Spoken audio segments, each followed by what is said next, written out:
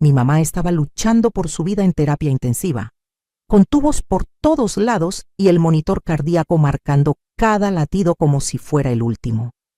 Cuando recibí ese mensaje de mi esposo, que me hizo temblar de pies a cabeza, no preguntó cómo estaba mi madre. No preguntó cómo estaba yo después de pasar 3 noches sin dormir en esa sala de espera fría del hospital. Solo escribió: envía $15,000 a la cuenta de Sarita para su boda y su luna de miel. Los necesita esta semana. Leí ese mensaje 1, 2, 3 veces, tratando de entender si estaba soñando o si realmente mi esposo me estaba pidiendo eso en el peor momento de mi vida. Mis manos empezaron a temblar tanto que casi dejo caer el teléfono. La enfermera acababa de salir de la habitación de mi mamá, diciéndome que las próximas horas serían críticas, que debía prepararme para lo peor, y mi esposo, el hombre con el que llevaba 32 años casada, me escribía exigiéndome dinero para su hermana como si yo fuera un cajero automático. Como si mi dolor no importara. Como si mi mamá no importara. En ese momento, sentada en esa silla de plástico incómoda con olor a desinfectante quemándome la nariz, algo se rompió dentro de mí. No fue mi corazón, porque ese ya estaba destrozado. Fue algo más profundo. Fue la última gota que derramó el vaso de 30 años de sacrificios, de ponerme en último lugar, de ser la buena esposa, la buena nuera, la que siempre dice que sí. Y ahí mismo, con los ojos llenándose de lágrimas que ya no eran solo por mi mamá, tomé una decisión que cambiaría todo. Una decisión que nadie en mi familia esperaba. Una decisión que me daría miedo incluso a mí misma. Sigue mi historia hasta el final. Y comenta la ciudad desde donde me estás viendo para saber qué tan lejos ha llegado mi relato. Me llamo Estela, tengo 68 años. Y durante más de 3 décadas fui la esposa perfecta, o al menos eso intenté ser con cada fibra de mi ser. Conocí a Tomás cuando yo tenía 36 años, trabajando en una tienda de telas en el centro. Él era guapo, trabajador, me hacía reír, y cuando me pidió matrimonio después de un año de noviazgo, pensé que había encontrado a mi compañero de vida. Mi mamá, Eufemia, me advirtió desde el principio. Me dijo que había algo en los ojos de la mamá de Tomás, doña Remedios, que no le gustaba. Pero yo estaba enamorada y no quise escuchar. Los primeros años fueron buenos, no voy a mentir. Tomás trabajaba en una compañía de construcción y yo seguía en la tienda. No teníamos mucho, pero éramos felices. Hasta que perdimos a nuestro único hijo, un bebé que nació prematuro y solo vivió 3 días. Esa tragedia nos cambió a ambos, pero de maneras muy diferentes. Yo me aferré más a Tomás, queriendo formar una familia de alguna manera. Él se alejó y se acercó más a su familia, especialmente a su mamá y a su hermana menor, Sarita. Cuando quedó claro que no podríamos tener más hijos, algo en la dinámica familiar cambió completamente. Doña Remedios empezó a tratarme diferente, como si yo fuera defectuosa, como si no hubiera cumplido mi propósito. Y Tomás nunca me defendió. Nunca. En lugar de eso, empezó a pedirme que ayudara más a su familia. Primero fueron cosas pequeñas. Un préstamo para que Sarita terminara la preparatoria. Dinero para la operación de la vesícula de doña Remedios. Ayuda con la renta cuando el esposo de la prima de Tomás se quedó sin trabajo. Yo siempre decía que sí, porque quería demostrar que era valiosa, que aunque no pudiera darles nietos, podía ser útil de otras maneras. ¡Qué tonta fui! Hace 15 años, mi mamá me dejó una herencia cuando murió mi papá. No era una fortuna, pero era algo significativo. Una casa pequeña, en un pueblo cerca de Querétaro, que habían comprado cuando se casaron, y unos ahorros que mi papá había guardado durante 40 años trabajando en el ferrocarril. En total, fueron alrededor de $200,000. Le dije a Tomás de la casa, pero nunca le mencioné la cantidad exacta de los ahorros. Algo dentro de mí, tal vez la voz de mi mamá en mi cabeza, me dijo que no lo hiciera. Puse ese dinero en una cuenta de inversión a mi nombre y solo a mi nombre. Con el tiempo, gracias a buenos rendimientos y a que yo seguía aportando cada mes una parte de lo que ganaba dando clases de costura desde casa, ese dinero creció. Hace 2 años, cuando revisé el estado de cuenta, casi me caigo de la silla. Tenía $480,000. Tomás no sabía nada de esto. Pensaba que yo apenas tenía algunos ahorros de mis clases, tal vez $10 o $15,000 a lo mucho. Durante todos estos años seguí siendo la Estela de siempre, la que preparaba las tortillas a mano cada mañana, la que planchaba las camisas de Tomás aunque él ya estaba retirado y apenas salía de casa, la que organizaba todas las fiestas familiares, las posadas, los cumpleaños, las celebraciones de santos, la que limpiaba la casa de Doña Remedios cada semana porque ella decía que sus rodillas ya no le permitían agacharse, la que le prestaba dinero a Sarita cada vez que tenía una emergencia, que casualmente eran como 5 o 6 emergencias al año. Las señales de que algo estaba muy mal siempre estuvieron ahí, pero yo estaba demasiado ocupada siendo buena como para verlas. Hace 3 años, Sarita, que para entonces tenía 45 años y nunca había podido mantener un trabajo por más de 6 meses, anunció que había conocido al amor de su vida.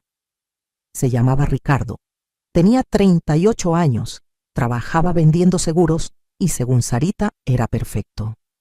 La primera vez que lo conocí, llegó a nuestra casa con una botella de tequila barato y se sentó en el sillón como si fuera el dueño del lugar. No preguntó nada sobre mí, solo habló de sí mismo durante 2 horas. Hablaba de los carros que quería comprar, de los viajes que quería hacer, de la casa grande que merecía tener. Nunca mencionó nada sobre cuidar a Sarita o hacerla feliz. Pero Sarita lo miraba como si fuera un príncipe. Doña Remedios estaba encantada porque finalmente su hija se iba a casar. Y Tomás, mi esposo, estaba feliz porque su hermanita había encontrado a alguien. Yo era la única que veía las señales rojas ondeando como banderas en un huracán. 2 meses después del compromiso, Sarita vino a casa llorando.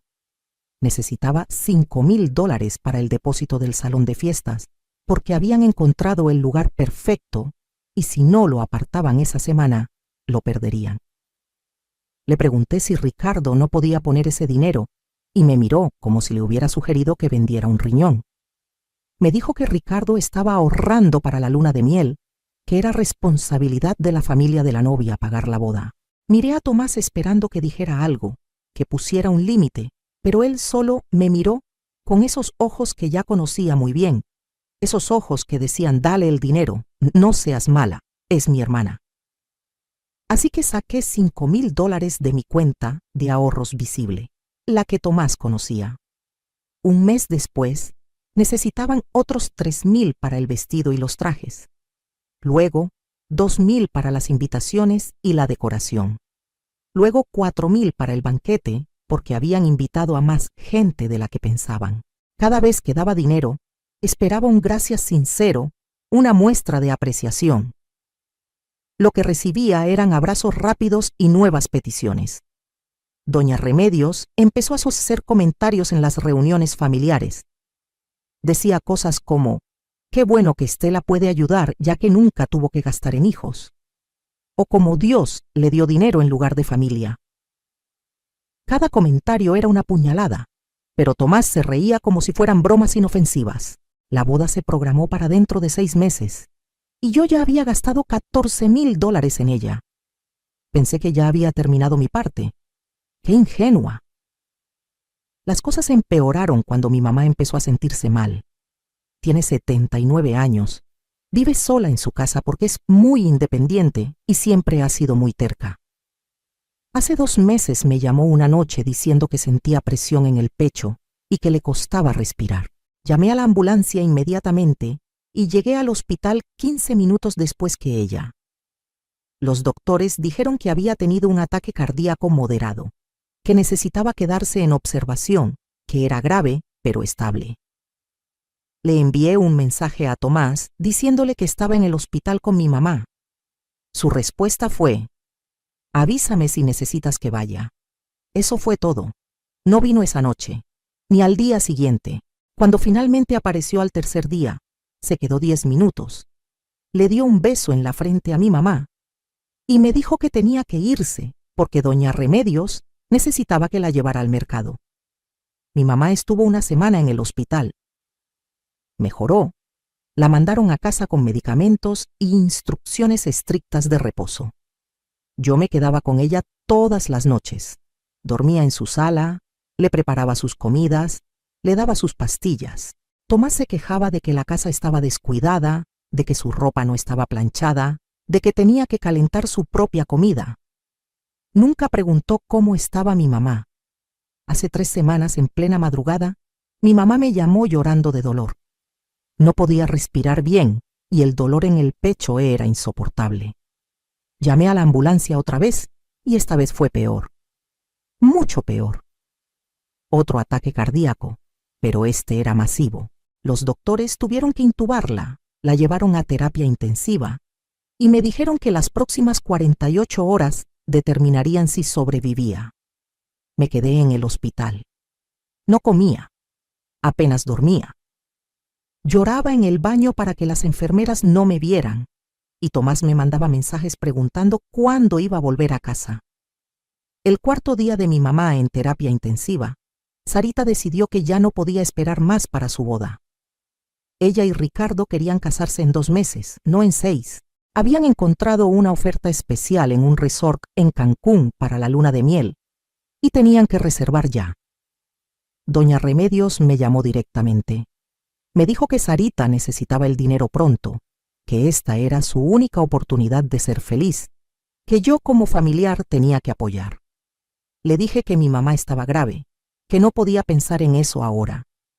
Me respondió que mi mamá ya estaba grande y que había vivido su vida, pero que Sarita estaba empezando la suya.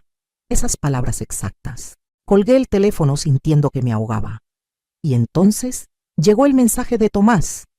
El mensaje que cambió todo. Estaba sentada en la sala de espera de terapia intensiva. Era martes por la noche, casi las 11. Había pasado otro día terrible. Mi mamá había tenido complicaciones, su presión había bajado peligrosamente y los doctores habían tenido que ajustar los medicamentos 3 veces. Yo estaba agotada, física y emocionalmente destruida. Tenía el cabello recogido en un chongo despeinado, la misma ropa que había usado el día anterior, y probablemente olía a café frío y desesperación. Mi teléfono vibró. Era Tomás. Envía $15,000 a la cuenta de Sarita para su boda y su luna de miel. Los necesita esta semana.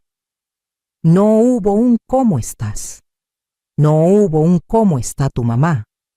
No hubo un lo siento por lo que estás pasando. Solo una orden. Como si yo fuera su empleada. Como si mi dolor no existiera. Le respondí. Mi mamá está muy grave, Tomás. Casi muere hoy. No puedo pensar en esto ahora. Su respuesta llegó 2 minutos después. Tu mamá vas a estar bien. Siempre ha sido fuerte. Sarita necesita esto ahora. No puede perder la oferta del resort. Ya le prometí que tú la ayudarías. Algo dentro de mí se quebró. No fue dramático. No hubo música de fondo. Solo un clic silencioso, como cuando se rompe un hilo delgado, pero importante. Me levanté de esa silla de plástico, caminé al baño, me lavé la cara con agua fría y me miré al espejo.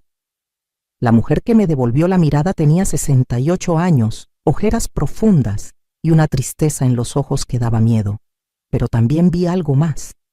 Vi coraje, vi fuerza, vi a alguien que ya no iba a ser pisoteada. Saqué mi teléfono y revisé mi cuenta de inversiones. $483,000. Dinero que había ahorrado en secreto durante 15 años. Dinero que Tomás no sabía que existía. Dinero que Sarita y Doña Remedios no sabían que existía. Dinero que me daba poder. Y en ese momento, parada en ese baño de hospital con luz fluorescente y olor a cloro, decidí que ya no iba a ser la Estela sumisa que daba y daba sin recibir nada a cambio. Iba a usar ese dinero, pero no como ellos esperaban. Tenía un plan que llevaría tiempo, un plan que requeriría que fingiera debilidad mientras me hacía fuerte, un plan que nadie vería venir. Volví a la sala de espera y le respondí a Tomás. Está bien, Dame unos días para organizar el dinero. Tengo que ver cómo sacarlo porque está en inversiones. Su respuesta fue inmediata. Sabía que podía contar contigo. Eres la mejor cuñada del mundo. Sarita, vas a estar tan feliz. Ni siquiera era su mensaje. Era obvio que estaba con Sarita cuando me escribió. Probablemente ella le había dictado qué decir. Me sentí enferma, pero mantuve la compostura. Durante los siguientes 3 días, mientras mi mamá luchaba por su vida en terapia intensiva, yo empecé a mover mis piezas en secreto. Primero, llamé a mi abogada, licenciada Martínez, una mujer brillante de unos 50 años que había ayudado a organizar la herencia de mi papá. Le expliqué mi situación. Me escuchó en silencio y cuando terminé, suspiró profundamente. Estela, me dijo, tienes opciones que tal vez no has considerado. Pasamos 2 horas al teléfono mientras ella me explicaba exactamente qué podía hacer. Resulta que en México, cuando hay bienes que fueron heredados antes del matrimonio o durante el matrimonio pero mantenidos en cuentas separadas y nunca mezclados con fondos comunes, esos bienes son exclusivamente de quien los recibió. Mi herencia y todo lo que había crecido de ella era legalmente solo mío. Tomás no tenía ningún derecho sobre ese dinero. Segundo, contraté a un investigador privado. Sé que suena dramático, pero necesitaba saber exactamente con quién estaba tratando. Le pedí que investigara a Ricardo, el prometido de Sarita. Lo que descubrió me heló la sangre. Ricardo ya había estado casado 2 veces antes. Ambos matrimonios habían terminado mal, con acusaciones de infidelidad y de que había vaciado las cuentas bancarias de sus esposas. Tenía deudas por todos lados, tarjetas de crédito al máximo, préstamos personales sin pagar, incluso le debía dinero a un par de agiotistas. No tenía trabajo estable. La historia de que vendía seguros era mentira. Lo habían despedido hace 6 meses por falsificar documentos. Este hombre no amaba a Sarita. La veía como su próximo ticket de comida. Y como Sarita no tenía dinero propio, en realidad me veía a mí como su ticket de comida. Tercero, empecé a documentar todo. Cada mensaje de Tomás pidiéndome dinero. Cada comentario cruel de doña Remedios. Cada vez que había dado dinero a la familia en los últimos 10 años. Revisé mis extractos bancarios, mis recibos, todo. La cantidad total me dejó sin aliento. En 10 años, le había dado a la familia de Tomás $72,000. $72,000 de mi dinero, ganado con mi trabajo, regalado a personas que me trataban como una sirvienta. Mientras hacía todo esto, mantenía la fachada de siempre. Les mandaba mensajes a Tomás y a Sarita, diciendo que estaba procesando el dinero, que había complicaciones con el banco, que necesitaba unos días más. Me decían que me apurara, que el tiempo se acababa, pero siempre con palabras dulces. Primita, necesitamos tu ayuda. Eres nuestra salvación. Nadie más puede hacer esto por nosotros. Mi mamá finalmente empezó a mejorar. Después de 2 semanas en terapia intensiva, los doctores dijeron que lo peor había pasado. La trasladaron a un cuarto regular. Podía respirar por sí misma otra vez. Cuando abrió los ojos y me vio, lloró. Yo también lloré. Mija, me dijo con voz débil, siempre has sido demasiado buena con personas que no lo merecen. Tienes razón, mamá, le respondí, pero eso va a cambiar. Pasó un mes desde aquel mensaje en el hospital. Mi mamá ya estaba en casa, recuperándose bien con cuidados de una enfermera que yo contraté y pagué con mi dinero. Tomás no ofreció ni un peso para ayudar. La boda de Sarita estaba programada para dentro de 2 semanas. Los mensajes pidiendo el dinero se volvieron más frecuentes, más desesperados. Yo seguía diciéndoles que había problemas con el banco, que las inversiones estaban bloqueadas, que necesitaba más tiempo. La verdad era que había movido todo mi dinero a una cuenta nueva en un banco diferente, una cuenta que solo yo podía acceder. También había puesto la casa que heredé de mi papá en venta con una inmobiliaria discreta. Un inversionista de la Ciudad de México ofreció comprarla por $120,000. Acepté. Ese dinero también fue a mi cuenta secreta.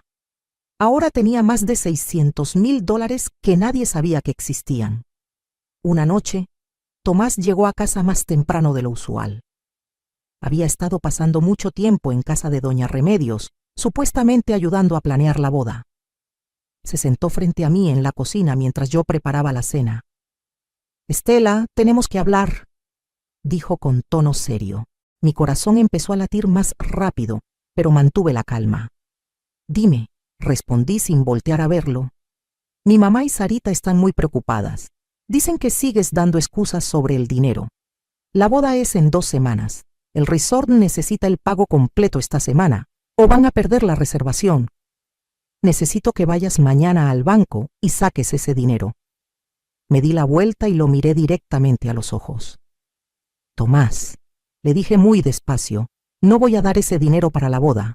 Se quedó callado por un momento como si no hubiera escuchado bien. «¿Qué dijiste?», preguntó. «Dije que no voy a dar $15,000 para la boda de tu hermana». Su cara se puso roja, su quijada se tensó. «¿Cómo que no? Ya se lo prometí.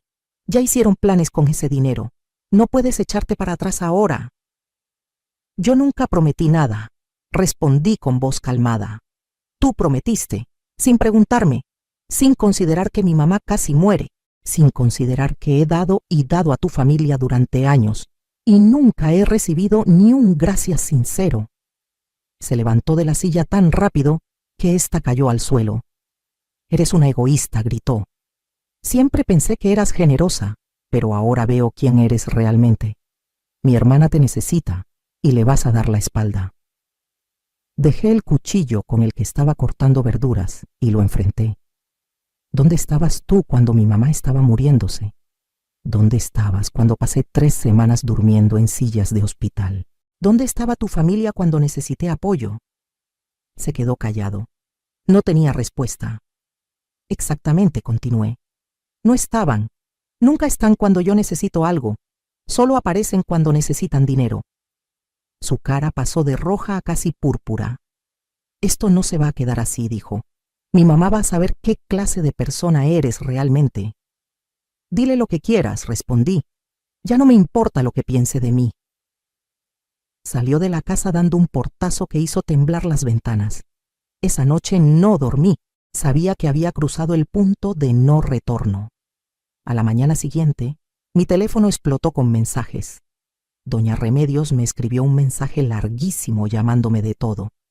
Egoísta, sin corazón, mala mujer, desagradecida. Sarita me mandó mensajes llorando, diciendo que le había arruinado la vida, que nunca iba a tener su boda soñada, que yo era una bruja cruel. Tomás me mandó un último mensaje. «Tienes hasta el viernes para depositar ese dinero o voy a tomar acciones legales». Sonreí al leer eso. Acciones legales. No tenía idea de lo que venía. El viernes llegó. No deposité ningún dinero. En lugar de eso, fui a un café cerca de mi casa y me reuní con la licenciada Martínez. Trajo una carpeta llena de documentos. «Estela», me dijo, «todo está listo. Si quieres proceder con el divorcio, estos son los papeles. He documentado todo como me pediste. Los 32 años de matrimonio. Los $72,000 que diste a su familia. El abandono emocional durante la enfermedad de tu madre. Las cuentas separadas que siempre mantuviste. Bajo la ley mexicana, tus bienes heredados y mantenidos separados son completamente tuyos. Él no puede tocar ni un centavo. Además, me dijo, tengo información sobre Ricardo que deberías compartir con Sarita antes de la boda. Es su decisión qué hacer con ella, pero merece saber con quién se está casando». Tomé los papeles del divorcio. Mis manos temblaban, pero no de miedo, de libertad. Esa noche, Tomás llegó a casa esperando encontrar un depósito bancario. En su lugar, encontró los papeles de divorcio sobre la mesa de la cocina. Lo escuché entrar.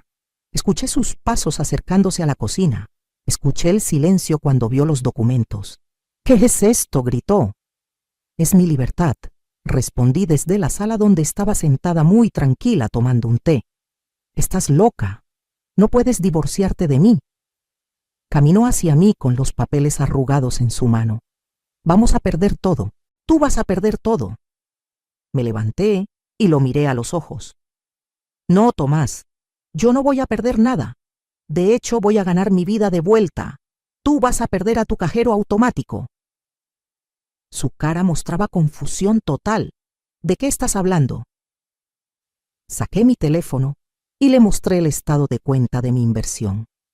Sus ojos se abrieron como platos cuando vio la cantidad. $600,000. ¿De dónde sacaste eso?, tartamudeó. Es mío, respondí. Siempre ha sido mío. La herencia de mi papá, que tú pensabas que era solo una casita vieja. Las inversiones que hice durante 15 años. El dinero que gané dando clases. Todo mío, todo legal, todo fuera de tu alcance. Se dejó caer en el sillón. Estela, esto es un error. Podemos arreglarlo. Ya no quiero arreglarlo, dije. Quiero mi vida de vuelta. Quiero dejar de ser invisible. Quiero dejar de ser útil solo cuando necesitan dinero. Quiero vivir para mí. El proceso de divorcio tomó 3 meses. Fueron los 3 meses más difíciles y más liberadores de mi vida. Tomás trató de pelear. Contrató un abogado que intentó reclamar la mitad de mis bienes, pero la licenciada Martínez era brillante. Presentó toda la documentación probando que cada centavo de mi cuenta venía de fuentes anteriores al matrimonio o mantenidas completamente separadas. El juez falló a mi favor en todo. No tuve que darle ni un peso. La casa donde vivíamos estaba a nombre de los dos porque la habíamos comprado juntos hace 25 años. Acordamos venderla y dividir el dinero. Me tocaron $45,000 de esa venta. Él se fue a vivir con doña Remedios. Durante este tiempo, hice algo que nunca imaginé que tendría el valor de hacer. Fui a buscar a Sarita. La encontré en un café, sola, tomando un capuchino y viendo su teléfono. Se veía triste, más delgada, con ojeras. Cuando me vio, su cara mostró sorpresa y luego enojo. «¿Qué quieres?», me dijo fríamente. «¿Puedo sentarme?», pregunté. «Haz lo que quieras», respondió sin mirarme. Me senté frente a ella y puse sobre la mesa el sobre que traía. Contenía toda la información que el investigador había reunido sobre Ricardo. «Sarita», empecé, «sé que me odias ahora mismo. Sé que piensas que te arruiné la vida. Pero necesito que veas esto antes de casarte». Se cruzó de brazos. «No quiero ver nada de ti». «Por favor», insistí, «solo míralo. Después puedes tomar tu propia decisión». Suspiró con dramatismo y abrió el sobre. Vi su cara cambiar mientras leía. Primero confusión, luego incredulidad, luego horror. Sus manos empezaron a temblar. «Esto es mentira», dijo, pero su voz no sonaba convencida. «Ojalá lo fuera», respondí suavemente. «Pero contraté a un investigador profesional. Todo está documentado. Certificados de matrimonio anteriores, récords de la Corte sobre los divorcios, reportes de crédito mostrando las deudas, testimonios de sus ex esposas. Ricardo no es quien dice ser». Lágrimas empezaron a rodar por sus mejillas. «¿Por qué hiciste esto?», preguntó. «¿Por qué investigaste a mi prometido?». «Porque a pesar de todo», respondí, «no quiero que sufras. No quiero que te cases con alguien que solo te va a usar y después dejar. Ya sé que no me quieres, que tu familia me odia, pero no puedo quedarme callada viendo cómo cometes un error así». Se quedó callada por un largo rato, leyendo y releyendo los documentos. Finalmente, me miró con ojos rojos. «¿Cómo sabías?», preguntó. «Algo en él nunca me dio buena espina», admití. «Y cuando me pidieron tanto dinero para la boda, algo no cuadraba. Un hombre que realmente te ama no dejaría que tu familia se endeudara por una fiesta». Se limpió las lágrimas con una servilleta. «No sé qué hacer. Ya mandamos invitaciones, ya apartamos todo. Mi mamá va a matarme si cancelo. Mejor que te mate de vergüenza ahora a que este hombre te mate el espíritu después», dije. «Créeme, pasé 32 años en un matrimonio donde no me valoraban. No te deseo eso a ti ni a nadie». Sarita canceló la boda 2 semanas después. Fue un escándalo enorme en la familia. Doña Remedios me culpó a mí, por supuesto. Decía que yo había llenado la cabeza de Sarita con mentiras porque era una amargada divorciada. Pero Sarita confrontó a Ricardo con la información. Él no pudo negar nada. Primero trató de decir que su pasado no importaba, que era un hombre nuevo. Pero cuando Sarita le preguntó sobre las deudas y los agiotistas, se puso nervioso. Cuando le preguntó sobre las exesposas que lo acusaban de haberles robado, se enojó y le gritó. Ese fue el momento en que Sarita vio su verdadero carácter. Terminaron en una pelea horrible donde él le dijo cosas terribles y ella lo corrió de su vida. No nos volvimos mejores amigas después de eso. La relación estaba demasiado dañada. Pero un día recibí un mensaje de ella. Solo decía, gracias por salvarme. No merecías mi odio.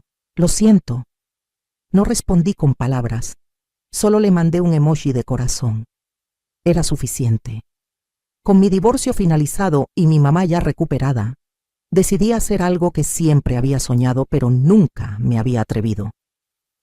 Vendí todo lo que tenía en México, excepto algunos recuerdos importantes, y me mudé a San Miguel de Allende. Siempre me había encantado ese pueblo, su belleza, su ambiente artístico, su comunidad de personas de todo el mundo buscando una vida más tranquila. Compré un departamento pequeño pero hermoso en el centro, con balcón que da a una calle empedrada llena de bugambilias. Me costó $150,000.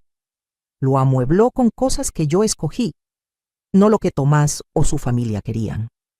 Colores brillantes, arte local, plantas por todos lados. Cada rincón refleja quién soy yo, no quién se suponía que debía ser. Con el resto de mi dinero hice varias cosas. Primero, aseguré la manutención de mi mamá para el resto de su vida. Le pago una enfermera de medio tiempo, todos sus medicamentos y cualquier tratamiento que necesite. Vive en su propia casa porque es independiente, pero sabe que estoy solo a una llamada de distancia. Segundo, doné $15,000 a una fundación para niños con cáncer.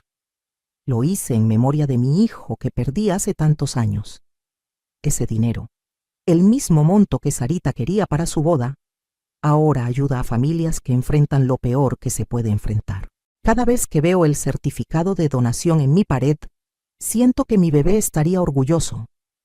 Tercero, abrí un pequeño negocio, una tienda de telas y clases de costura en San Miguel.